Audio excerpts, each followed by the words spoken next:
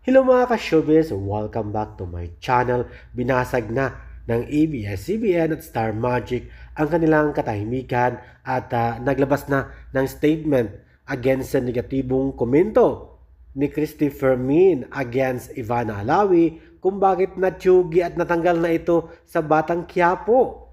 Ito nga at naglabas na sila sa kanilang statement sa Instagram. Basahin natin. I know you told your friend you're not okay.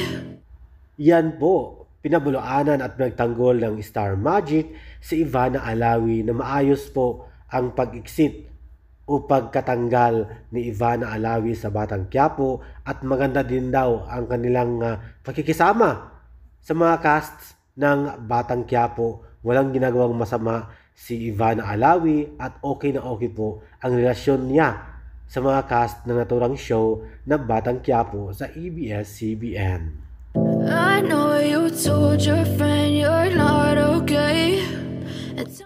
Pero meanwhile, narito ang mga komento ng mga fans at hindi fans o mga netizens na naturang Batang Quiapo at kay Ivana Alawi. Hati ang reaksyon nila. Mix ang kanilang reaksyon. May iba, negatibo, may iba, positibong komento about Ivana Alawi at sa Batang Quiapo.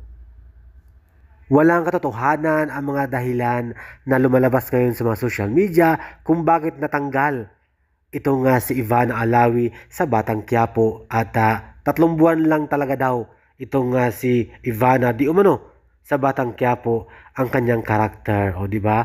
Please comment down below. I know you told your friend you're not okay. And tell me what's wrong and why you never said you felt that way. And guess you